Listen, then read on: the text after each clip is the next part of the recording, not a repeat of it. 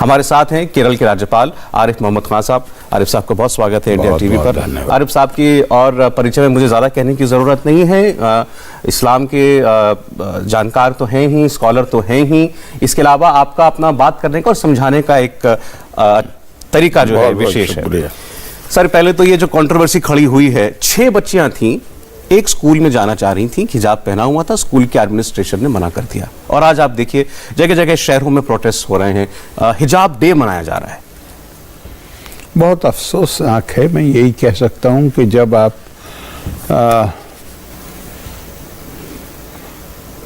जब भी आप धार्मिक आस्था को लेकर, शिक्षण संस्थाओं को लेकर ऐसे विवाद पैदा करने की कोशिश करेंगे तो वो उसके परिणाम स्वस्थ नहीं हो सकते।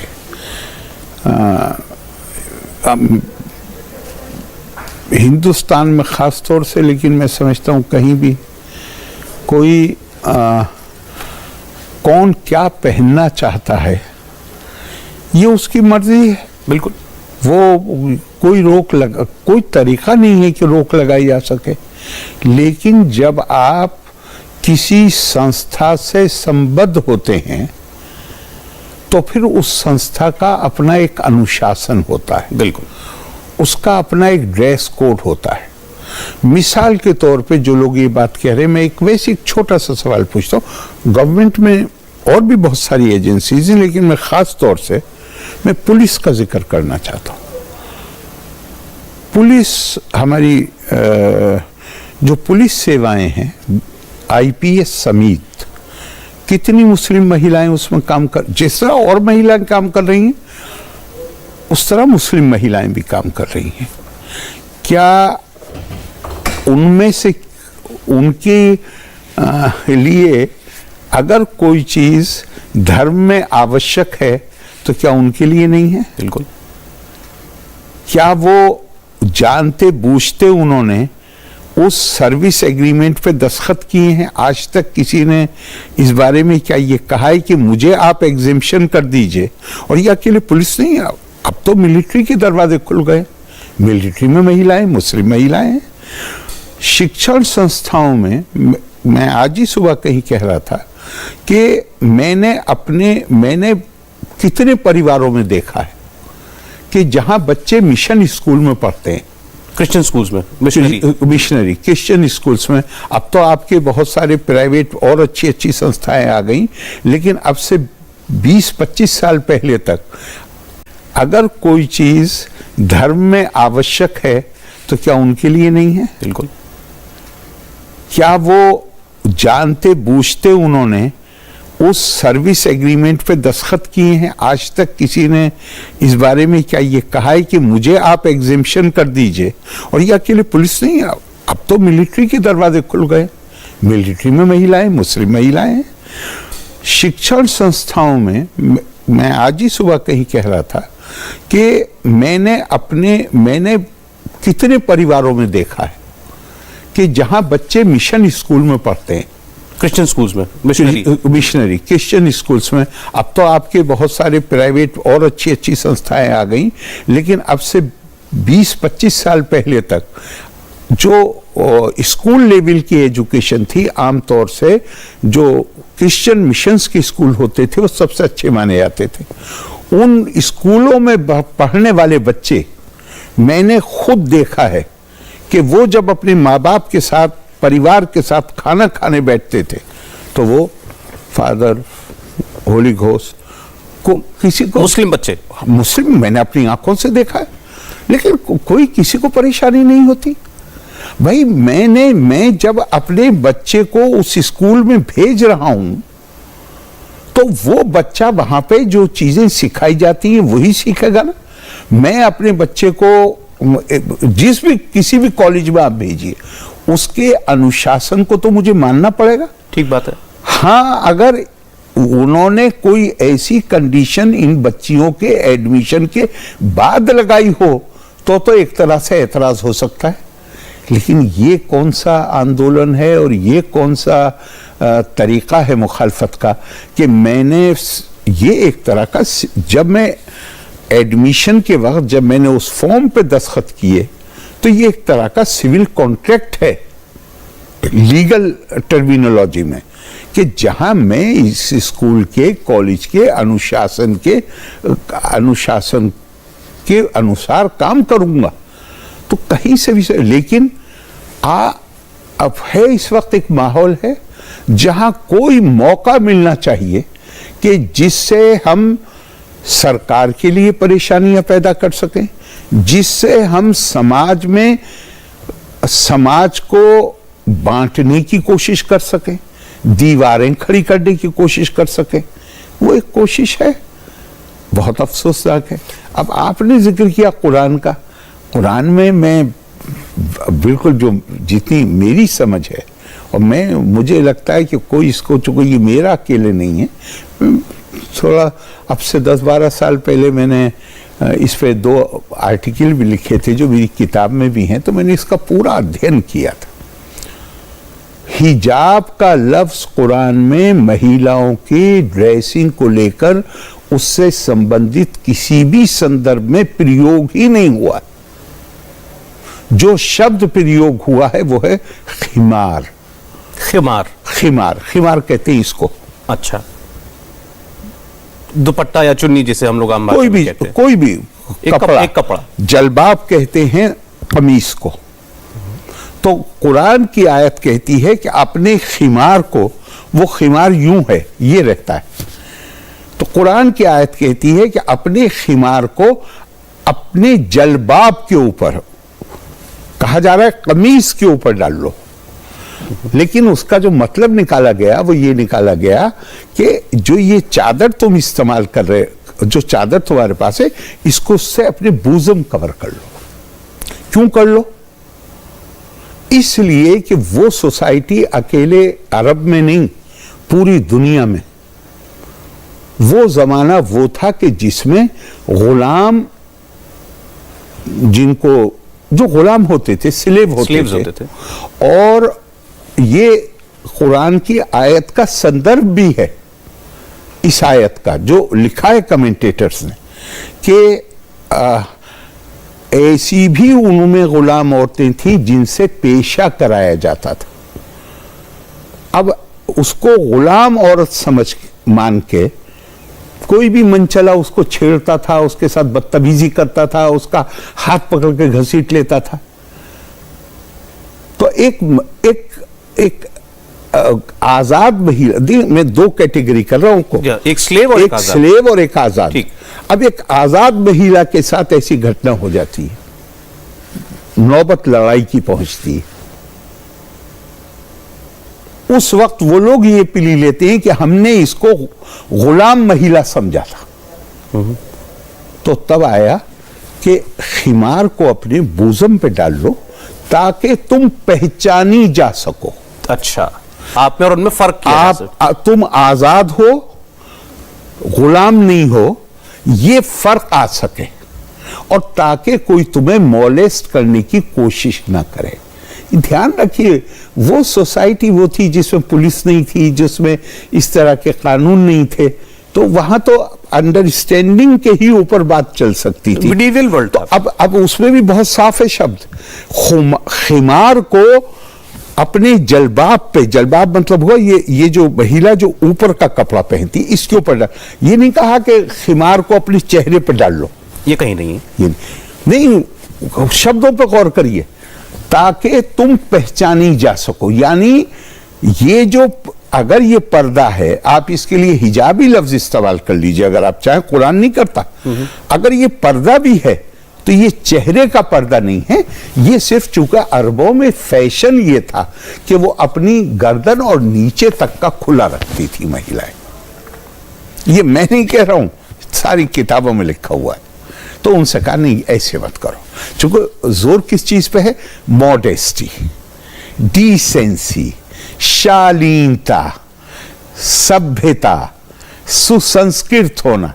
तो ऐसा न करो कि दूसरे की जो गैर जरूरी जो आकर्षण है वो तुम्हारी तरफ आए, तो इसको ये नहीं कहा उसमें कि इस खिमार से अपना चेहरा ढक लो, बल्कि ये कहा कि खिमार को अपने कमीज के ऊपर, कुरान की आयत में लफ्ज जिल्बाब इस्तेमाल हुआ है। इसका मतलब है कपड़ा, ड्रेस, आपका ड्रेस। अच्छा। जो आप जो ऊपर का जो आपका कपड़ा होता है, जिसे आप शर्ट कहते हैं, कमीज लफ्ज इस्तेमाल हुआ है उसमें।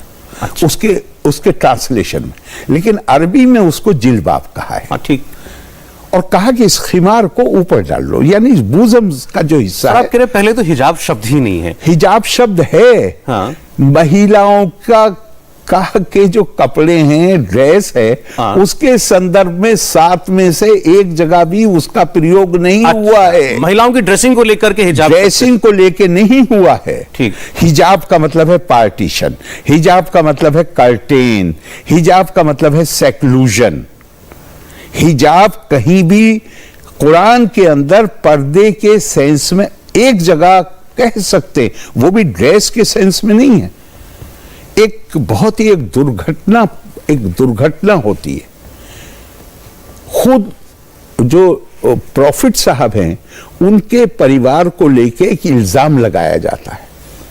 उसके बाद एक आयत आती है जिसमें कहा गया कि जब तुम प्रॉफिट साहब की पत्नियों से बात करो तो हिजाब यानी पर्दे के पीछे से बात करो। अच्छा।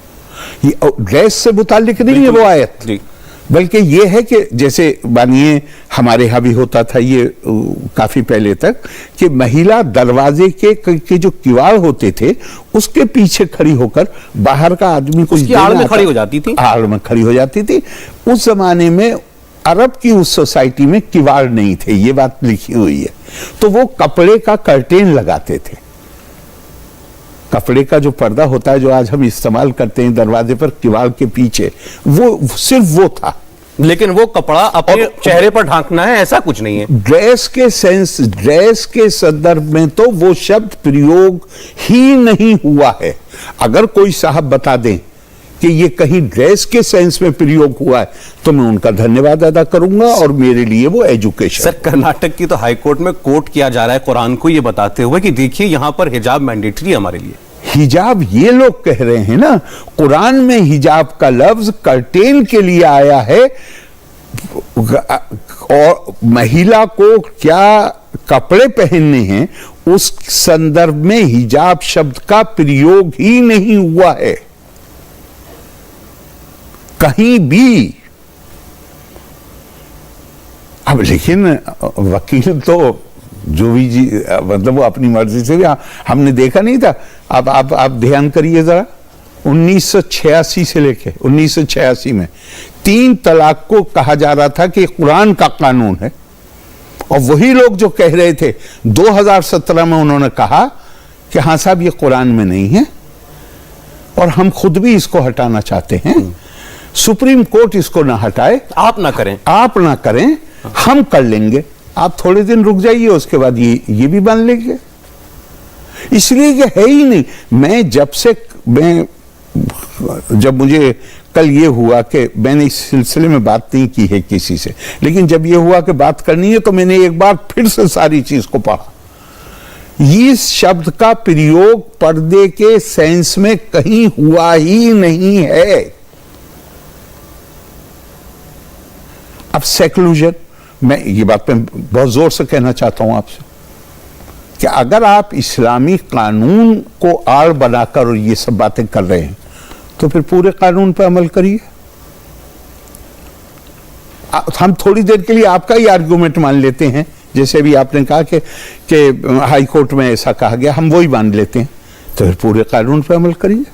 जो हर चीज को मानिए। फिर तो हर चीज को मानेंगे तो वो कुरान में नहीं है, लेकिन जिसे ये शरीयत कहते हैं, मुस्लिम लॉ कहते हैं, उसमें ऐसी आपको बहुत सी चीजें मिल जाएंगी, कुरान में कहीं नहीं मिलेगी। तो वो तो ये भी इजाजत नहीं देता वो कानून, चूंकि उस कानून का कुरान से बहुत मतलब नहीं है। जबरदस्ती कहते हैं कि ये कुरान, ये इस्लामी कानून है। ये 10वीं सदी के 11वीं सदी के जो जूरिस्ट थे, उन्होंने अपनी समझ के मुताबिक, अपने जमाने की जरूरत के मुताबिक उन्होंने कानून लिखे। बात सही है कि उन्होंने लिखे, और वो मुस्लिम जो हुकूमतें थी वो उन्हें लागू भी करती थी। लेकिन जैसे भारत में कोई कानून वो नहीं बनाया जा सकता जो संविधान की किसी धारा के साथ जिसका टकराव होता हो, इसी तरह कोई कानून मुस्लिम कैसे हो सकता है अगर उसका टकराव कुरान के प्रावधानों से हो रहा है? तो सही बात। कुरान में इसका कोई जिक्र नहीं है। और फिर मैं आपको कुरान की एक आयत बताता हूं, इल्ला तनफिरू युअज़िबकुम अज़ाबन अलीमा वयस्तब्दिल कौमन गैरकुम, अगर तुम आगे नहीं बढ़ोगे तो तुम्हें बहुत बहुत गंभीर अजाब में मुब्तला किया जाएगा। और तुम जिस जगह बैठे हुए हो, देखिए आप इस वक्त गौर करिए आयत पे, आप जिस जगह बैठे हुए हैं आपकी जगह किसी और को बिठा दिया जाएगा उस जगह। मैं आपसे कहता हूं, आप मीडिया में हैं, आप जिस तरह से पूरा सिनेरियो दुनिया में बदल रहा है और जिस तरह नई टेक्नोलॉजी आ रही है और नए तरीके इस्तेमाल कर रहे हैं, अगर आप यहां बैठ के इंडिया टीवी में अगर आप उसका संज्ञान नहीं लेंगे और उसके अनुसार अपने आप को नहीं ढालेंगे तो आप मार्केट से बाहर हो जाएंगे, आपकी जगह कोई और आके बैठ जाएगा। दुरुस्त बात।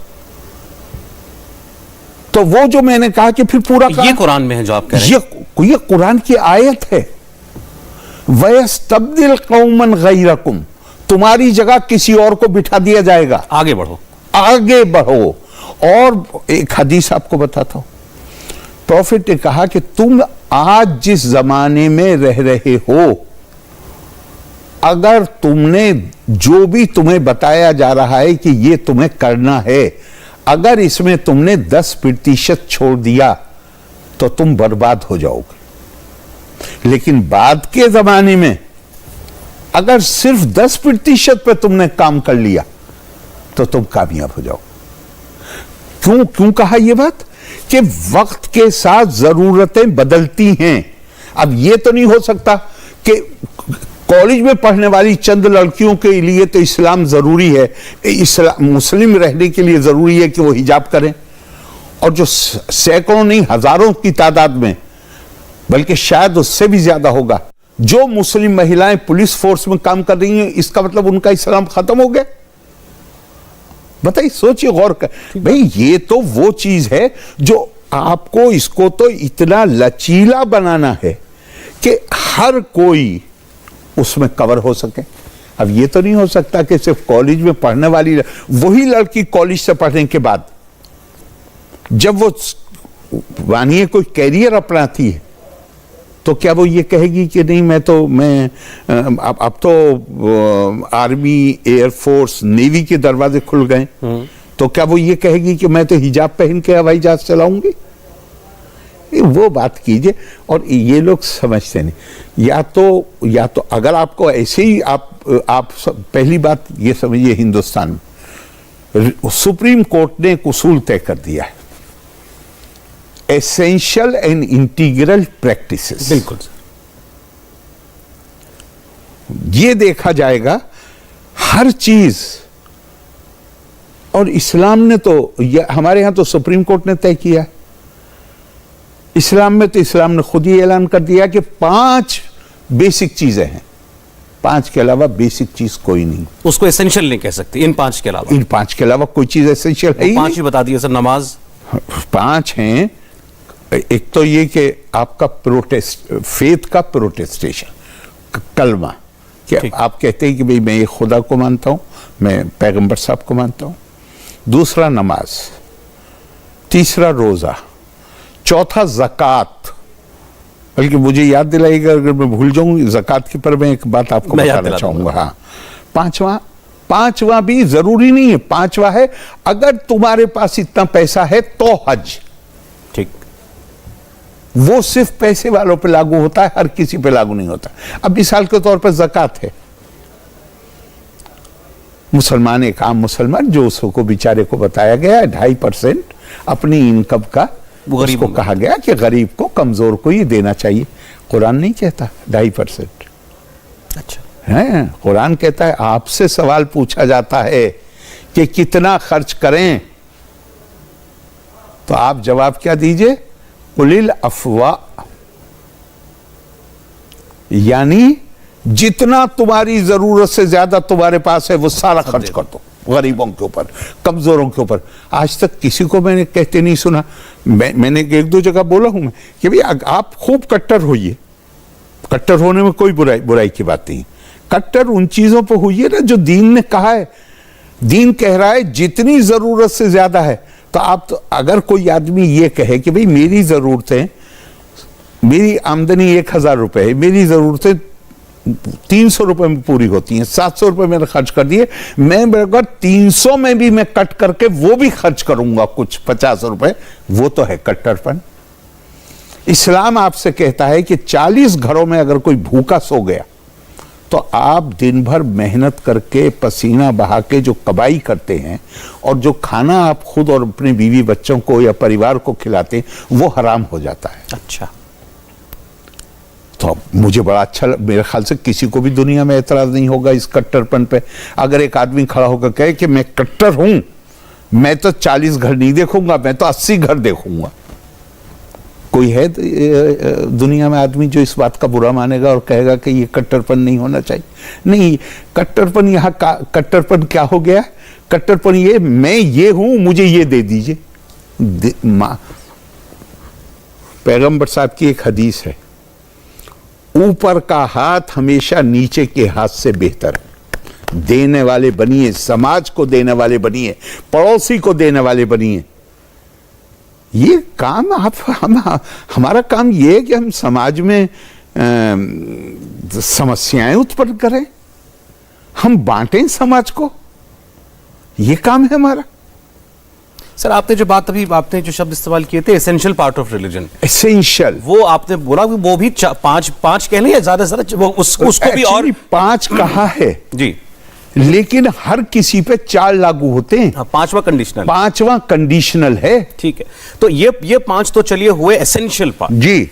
तो फिर अब ये जो लोग साबित करने की कोशिश कर रहे हैं कि हिजाब भी या ढाकना, अब चादर लेना, ये सब कुछ भी एसेंशियल है, तो वो कोर्ट की रोशनी में कैसे होता है, वो कुरान की रोशनी में? नहीं, मुझे ये बता दीजिए आप, अगर ये एसेंशियल वो बना देंगे, हाँ जी, तो ये मुसलमान महिलाओं की सेवा कर रहे हैं, तो मुसलमान महिला तो हर जगह से आउट हो जाएगी अगर ये एसेंशियल है। तो जरा मुझे बताइए कि क्या किसानी निकाब, मतलब जो ये हिजाब जो ये कह रहे हैं, वो पहन के किसानी हो सकती है? वो पहन के इंजीनियर काम कर सकता है, कर सकती है? आप तो, आपको मालूम है, मेरा पिछले इस साल का तजर्बा ये है, हमारे यहाँ 15 यूनिवर्सिटी हैं, पिछले 3 महीने में 4 यूनिवर्सिटी का कॉन्वोकेशन हुआ है, और 4 में से जितने जो मेडल अवार्ड्स होते हैं 72% महिलाओं के हैं, और एक यूनिवर्सिटी में तो पुरुष केवल एक था, बाकी सब महिलाएं, जिसमें सब वर्ग, सारे डिनोमिनेशन की महिलाएं। केरला में आप जानते हैं 100% लिटरेसी है, वहां मुस्लिम लड़कियां किसी दूसरे से पीछे नहीं है, तो बीटेक भी कर रही हैं, वो एमबीबीएस भी कर रही हैं, वो दुनिया का हर कोर्स कर रही हैं। तो अगर आप ये कहेंगे कि हिजाब जो है वो एसेंशियल है, तो आप उनकी सेवा कर रहे हैं, आप तो उन्हें हर जगह से बाहर कर देना चाहते हैं। नहीं, कोशिश तो ये है ना कि सर की हर जगह हिजाब परमिट हो जाए। नहीं, मैं कोशिश ये हो रही है, थोड़ी देर के लिए यही मान लीजिए जो आप कह रहे हैं, हिजाब पहन के वो अपना काम कर सकेंगी, पॉसिबल है।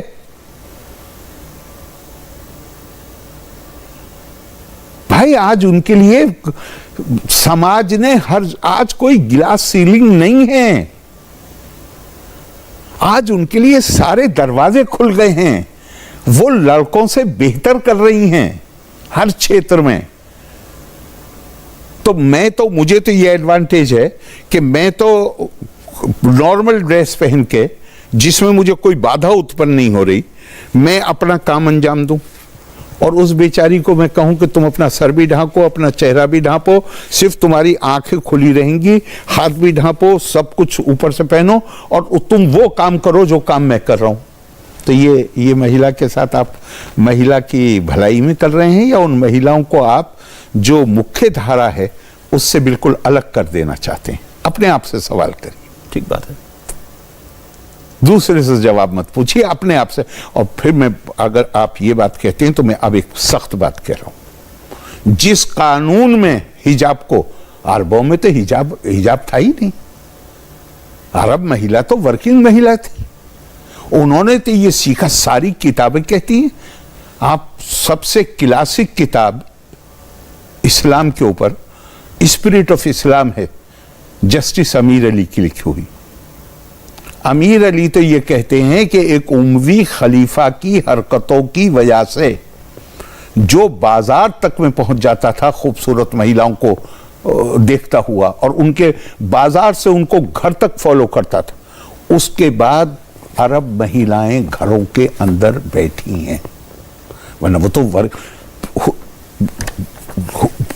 पहली जनरेशन में हुजूर सल्लल्लाहु अलैहि वसल्लम के बाद मदीने के मार्केट की सुपरिंटेंडेंट महिला थी। क्या बात। मक्के के मार्केट की सुपरिंटेंडेंट महिला थी, और सिर्फ महिला first generation after the profit. Yes, first generation. और सिर्फ महिला नहीं थी, उसके हाथ में इतना लंबा कौड़ा रहता था, उसको यह अधिकार था कि अगर वो ये पाए कि कोई दुकानदार मिलावट का माल बेच रहा है, वो उसके पास जुडिशियल पावर भी थी, वहीं वो उसको 10 कौड़े या 20 कौड़े की सजा देने का उसको हक था। तो अगर आप उस लोग, क्योंकि उस वक्त ये लॉ लिखा गया है 200 साल बाद, उस वक्त ये लॉ नहीं था। लोग कुरान की रोशनी में अपने आप को, अपने मामलात को चला रहे थे। अगर आप इस लॉ की रोशनी में, जिसे आप गलत कहते हैं, शरीयत तो कुरान अपने आप को कहता है, ये तो इंसानों का लिखा हुआ कानून है। उस वक्त का कानून है जब दोनों सल्तनतों को टेक ओवर कर लिया था अरबों ने। अगर आप उस कानून के मुताबिक जाते हैं तो उस कानून में तो किसी मुसलमान को ऐसी जगह रहने का हक नहीं है जहां मुसलमान हुकूमत ना हो। तो क्या करेंगे आप? फिर उसको ही मानिए। फिर जरा बताइए क्या करेंगे आप? आरिफ साहब, एक बात फिर ये नहीं समझ में आती, आपने कहा ये एसेंशियल नहीं है, हिजाब कुरान के अंदर नहीं है उस सेंस में, जैसे कि बताया जा रहा है कि लड़कियां, औरतें जो है अपना चेहरा ढक लें, तो फिर ये आया कहां से? ये साहब आया, देखिए हर चीज का एक संदर्भ होता है। अरबों के बराबर में यहूदी रहते थे, जूस और क्रिश्चियंस रहते थे, और ईरानी रहते थे। जूस के लिए और क्रिश्चियंस के लिए अरब इस्लाम के आने से पहले से अहले किताब का शब्द प्रयोग करते थे। अहले किताब का मतलब है वो लोग जिनके पास विजडम की किताब है, और उन्हें ये मानते थे कि हमसे ज्यादा सभ्य हैं, हमसे ज्यादा सुसंस्कृत हैं, हमसे ज्यादा ये पढ़े लिखे हैं। तो एक हीन भाव था उनको लेके। अब इस्लाम आने के 12 साल के अंदर, इस्लाम आने के 12 साल नहीं कहना चाहिए, पैगंबर साहब के निधन के 12 साल के अंदर बिजंटीन, दुनिया में 2 एम्पायर थे, एक बिजंटीन एम्पायर और एक सैसेनिड एम्पायर, एक रोमन एम्पायर, एक ईरानी एम्पायर। दोनों को 12 साल के अंदर प्रॉफिट साहब की, पैगंबर साहब के निधन के 12 साल के अंदर अरबों ने टेक ओवर कर लिया। अच्छा, अब जिनको अपने से ज्यादा सभ्य और सुसंस्कृत मानते थे उनको वो अब हो गए पराजित और ये हो गए विजयी। लेकिन दिमाग में एक बात थी कि ये बहुत सभ्य है, लिहाजा उन्होंने उन पर कब्जा होने के बाद जो उनकी कल्चरल वैल्यूज थी उनको अपनाना शुरू किया। अच्छा, ईरानी इस बात में बड़ा गर्व का अनुभव करते थे, जो उनकी एलीट, जो उनका भद्र लोग जिसे कहना चाहिए, वो इसमें बड़ा गर्व की भावना उनके अंदर आती थी। हमारी महिलाएं काम नहीं करती हैं, घर के बाहर भी सिर्फ तफरीह के लिए निकलती हैं, काम के लिए नहीं निकलती हैं। यही हाल था रोमन एम्पायर का। वहां भी जो भद्र लोग था उनकी महिलाएं बाहर नहीं जाती थी। लेकिन मैंने अभी आपको जस्टिस अमीर अली की किताब से बताया, स्पिरिट ऑफ इस्लाम, के बावजूद इसके कि अरबों में एक ट्रेंड शुरू हुआ बिजेंटीन्स की, मतलब रोमन्स की और ईरानियों की जो सांस्कृतिक मूल्य थे उसको अपनाने का, लेकिन इसके बावजूद अरब महिला आसानी से अपनी आज़ादी को खोने, वो आज़ादी के तौर पे नहीं थी, वो ये था कि हमें ज़रूरत नहीं है कि हमारी महिलाएं काम करें, लेकिन ये अपनी उस आदत को छोड़ना नहीं चाहती थी। लेकिन एक खलीफा हुआ जिसका नाम हुआ रूलर वलीद II, और उसका काफी समय चला उसका राज। उसके जमाने में जस्टिस अमीर अली, और जस्टिस अमीर अली की ये अपनी राय नहीं है, जो 10वीं सदी में और 11वीं सदी में अरब हिस्टोरियंस ने जो किताबें लिखी हैं उन्होंने ये लिखा है कि वलीद के ज़माने में वो जो एक चीज़ शुरू हुई थी, अपने आप को सुसंस्कृत करने के लिए, वो जोर पकड़ गई वलीद के ज़माने में, चूंकि अब एक ज़रूरत पैदा हो गई कि महिलाएं बाजार में ना जाएं। ठीक, तो ऐसा शुरू हो गया कि आपको मैं एक और मिसाल देता हूं। पंजाब से लेके और ऑलमोस्ट विंध्याचल तक कोई भी भारतीय महिला, गांव की महिला, इतना लंबा घूंघट, खेत का काम करती हैं, जानवरों की देखभाल करती हैं, जानवरों के लिए चारा लेके आती हैं, 40 शेर 50 शेर उनके सर पर होता है और इतना लंबा घूंघट होता है। देख के आदमी परेशान हो जाता है कि महिला इतना बोझ लेके चल रही है और इतना लंबा इसका घूंघट। आप विंध्याचल के आगे चले जाइए, कोई महिला घूंघट नहीं करती। साउथ दक्षिण की तरफ चले जाएं, दक्षिण की तरफ चले जाएगी। क्यों? क्योंकि ये इन्वेडर्स का रूट था। सामाजिक परिस्थितियां संदर्भ पैदा करती हैं जिसमें कोई रस्मों रिवाज जन्म लेते। बड़ी अच्छी बात की आपने। वो उस वक्त की जरूरत के हिसाब से, उस वक्त की जरूरत थी कि आजाद औरत और गुलाम औरत में फर्क है, ये बताना मकसद था। लेकिन अगर आपने दोनों को बुर्का पहना दिया तो दोनों का कोई फर्क रहा ही नहीं। आज तो गुलामी नहीं है ना दुनिया में, तो आज फर्क करने की जरूरत नहीं है। आज तो हर किसी की प्रतिष्ठा जो है, डिग्निटी ऑफ मैनकाइंड, मानव प्रतिष्ठा, समान, यूनाइटेड नेशंस का डिक्लेरेशन है। भारत के जो बुनियादी संविधान में जो बुनियादी अधिकार हैं उनके सबके मूल में मानव की प्रतिष्ठा है। तो जो चीज उस वक्त आई थी जहां आजाद में और गुलाम में फर्क करना था, सिर्फ उसी, वो आज के लिए कैसे वो प्रासंगिक हो गई? प्रासंगिक ही नहीं। हम उसको माने बैठे कि हमें तो हुक्म है, वहां से हुक्म है कि वहां से तो कहीं से है ही नहीं, ये तो इंसानों के लिखा हुआ कानून है। वहां पे तो हिजाब का शब्द महिला की ड्रेस को लेके कहीं दूर दूर तक भी वो इस्तेमाल ही नहीं हुआ है। और मैं चैलेंज नहीं करता, मैं रिक्वेस्ट कर रहा हूं, कोई साहब मुझे दिखा दें कुरान में कि हिजाब इसके लिए यूज हुआ है, मैं उनको धन्यवाद दूंगा। मैं बता सकता हूं नाम आपको, लेकिन मैं आपके पद का सम्मान करते हुए आपको किसी चुनावी या राजनीतिक बातों में नहीं उलझाऊंगा। लेकिन हाँ, जो बातें, जो दलीलें जी जाती हैं वो आपके सामने जरूर रखूंगा। जैसे मुझसे ये बार बार पूछा गया कि मुझे ये बताइए कि किसको नुकसान है अगर कोई मुस्लिम लड़की हिजाब पहनना चाहती है, किसको खतरा है, वो किसके लिए, किसका क्या नुकसान? मैं बताता हूं आपको किसका नुकसान है। जी, मुस्लिम महिला का नुकसान है।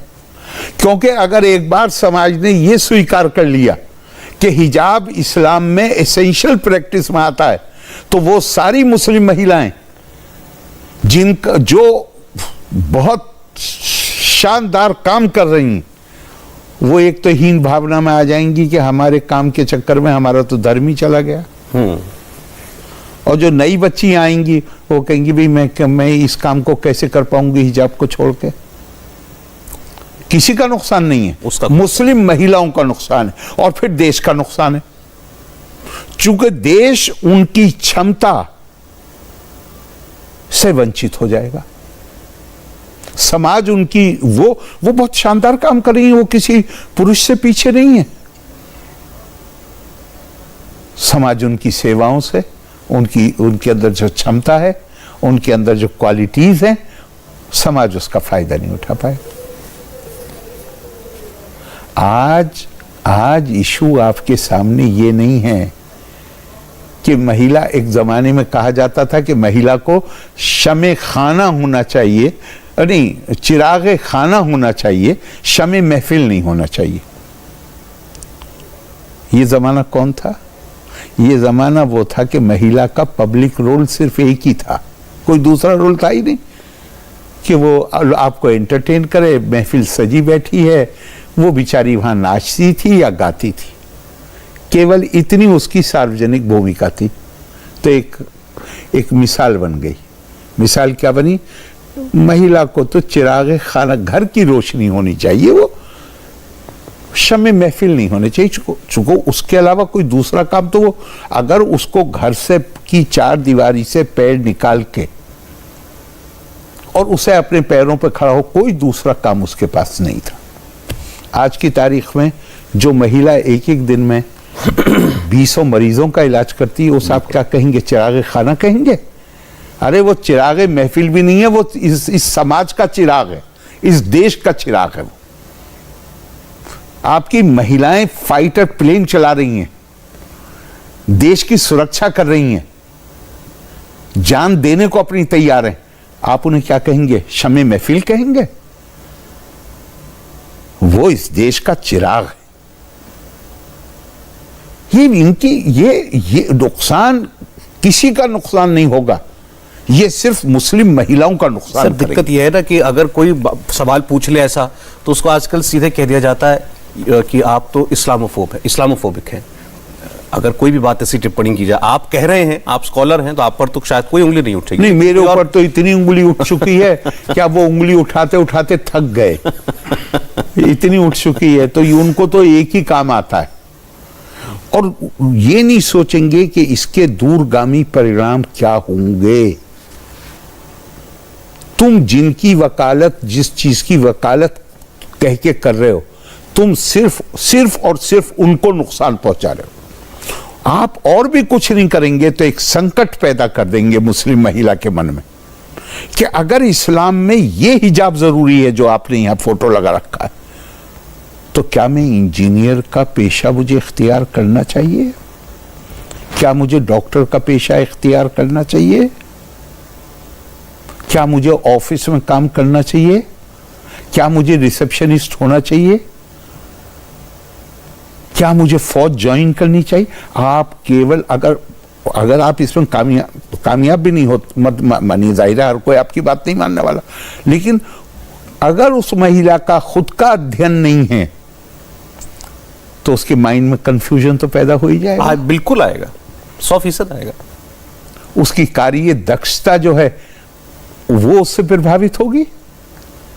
आप किसी का नहीं नुकसान कर रहे, आप मुस्लिम महिलाओं का नुकसान कर रहे हैं, और आप इस समाज और देश का नुकसान कर रहे हैं। आरिफ साहब, एक चीज मैं आपसे जरूर पूछना चाहता हूं। बहुत से लोग ये उदाहरण देते हैं कि देखें, ईरानियन रेवोल्यूशन से पहले ईरान कैसा था और अफगानिस्तान कैसा था, जब शाह का रिजीम था, वहां पर बड़ी मॉडर्निटी थी।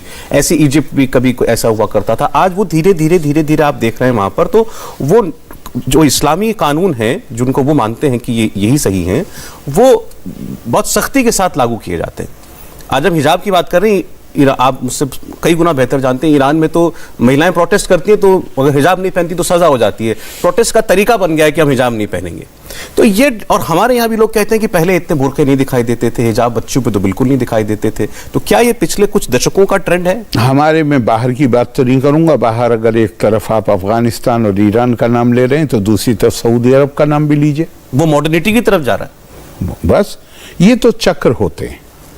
जब तक पूरी तरह समाज के अंदर एक चेतना नहीं पैदा हो जाती, तो ये पेंडुलम चलता है। लेकिन मैं अपने हक आपसे कह सकता हूं कि 1986 से पहले मैं अपने छात्र जीवन का आपको बता सकता हूं।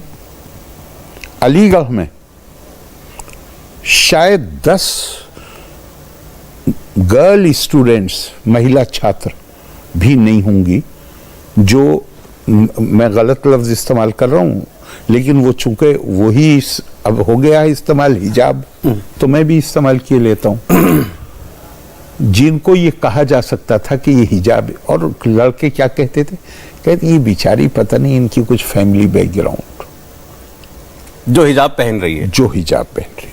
10 भी नहीं थी पूरी यूनिवर्सिटी, नॉट इवन 10। और 1986 शाहबानो के बाद स्थिति एकदम परिवर्तित होती चली गई। जब देखिए, अब जो वो लोग जो जिन्हें आप कहेंगे कि ये लिबरल, मतलब जो चीज़ों को एक कट्टरपन की दृष्टि से नहीं बल्कि एक समझने की दृष्टि से देखना चाहते हैं, मुसलमानों में जो ऐसे लोग हैं उनकी समस्या ये थी,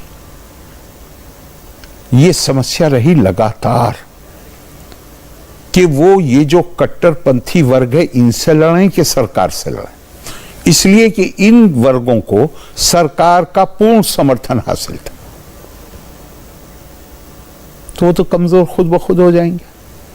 मुझे लोग समझाते थे जब मैंने इस्तीफा दिया है, क्या जो आपको करना था वो आप कर चुके, आप इनके साथ और झगड़ा मत करिए, ये बड़े ताकतवर है, सरकार भी इनकी सुनती है। मैं मानता हूं कि देश में पहली दफा अब सरकार है, अब जो इनको, इनके दबाव के आगे, इनकी हिंसा की धमकियों के आगे, इनकी हिंसा की भाषा के आगे घुटने नहीं टेकती। और लेकिन आदतें बड़ी मुश्किल से बदलती हैं। तो जो लोग इन कट्टरपंथियों के खिलाफ हैं, उन्हें भी अभी ये रियलाइज करने में फुल्ली कि अब कोई डर नहीं, अब सरकार इनको संरक्षण नहीं देगी। और मैं आपको दावे से कहता हूं, ये मेरा ऐसा मानना है, दावा नहीं करना चाहिए, कि अब ये सरकार चली जाए, कोई और सरकार आ जाए इसकी जगह, अब हिंदुस्तान में वो माहौल बन गया, कोई सरकार भी अब इनको संरक्षण नहीं देगी। जब इनको कहते हैं तो मतलब कट्टरपंथियों को। अरे साहब, आप तो पता नहीं पैदा भी हुए थे या नहीं हुए थे, 1986 में पार्लियामेंट के बाहर जलसा करके कह रहे थे कि जो पर्सनल लॉ बोर्ड के खिलाफ है उनकी टांगें तोड़ दो पार्लियामेंट के मेंबरों की, और अखबारों में छप रहा था, और कोई कार्रवाई नहीं उनके खिलाफ। मेरे ऊपर 5 हमले हुए, जामिया में तो तकरीबन सर में रॉड मारी थी और मुझे बेहोशी की हालत में ऑल इंडिया इंस्टीट्यूट पहुंचाया गया था। तो मुझे वो लोग समझाने आते थे जिन्होंने उस बीच में, उस विवाद के बीच में मुझे समर्थन दिया था, चुपके से नहीं, सरकार को, प्रधानमंत्री जी को रिप्रेजेंटेशन दे के मुझे समर्थन दिया था। आईएएस, आईपीएस ऑफिसर्स, प्रोफेसर्स, जब सरकार ने इनकी बात मान ली, उस वक्त वो मुझे समझाने आते थे, आप जो कुछ कर सकते थे वो आप कर चुके, आप और इस झगड़े में मत पड़िए, ये लोग बहुत पावरफुल हैं, आपको पता नहीं कितना नुकसान पहुंचाएंगे। पहली बार मेरे जैसे लोग राहत की सांस ले रहे हैं। क्या अब इनको सरकारें इनके दबाव के आगे झुक नहीं रही? ये मामूली परिवर्तन नहीं है देश के अंदर। और मैं कह रहा हूं आपसे, मैं तो इस हद तक कह रहा हूं, चली जाए ये सरकार। आज देश में इस सरकार के कामों ने जनमानस में ऐसा वातावरण बना दिया है, कोई सरकार आ जाए, अब संरक्षण, इन लोगों के साथ डील करना और इनके धमकियों के आगे झुकना, ये अब किसी के लिए भी संभव नहीं रहेगा आने वाले भारत में। लेकिन सर, इस सरकार को कट्टर कहा जाता है, सरकार को फैसिस्ट कहा जाता है। जाहिर कहा जाएगा, चूंकि इतना बड़ा वर्ग है जो सिर्फ इसी नाम पर हर तरह की, उन्हें केवल सुरक्षा नहीं थी, हर तरह की सुविधा थी। अब वो उन सुविधाओं से भी वंचित हो गए। अब वो उस जो धमकियों की भाषा देते थे और मनमाना काम कराते थे वो भी खत्म हो गया। तो उनको तो शिकायत होनी चाहिए, क्यों नहीं होगी शिकायत उनको? उनको तो होनी चाहिए। अब देश में जो सरकार कर रही है वो इतनी बड़ी बात मैं नहीं मानता हूं। इस सरकार के कामों के चलते जो देश के अंदर मानस बना है मैं उसे ज्यादा बड़ा मानता हूं। किसी की हिम्मत नहीं है अब कि वो इन धमकी देने वालों के सामने कोई भी सरकार घुटने टेकने की हिम्मत नहीं कर पाएगी। अब चूंकि देश ने उस चीज को अस्वीकार, मत भूलिएगा कि शाहबानो के बाद, शाहबानो जिस वक्त हुआ है पार्लियामेंट में कानून पास हुआ है, 400 से ज्यादा एमपी थे। बिल्कुल।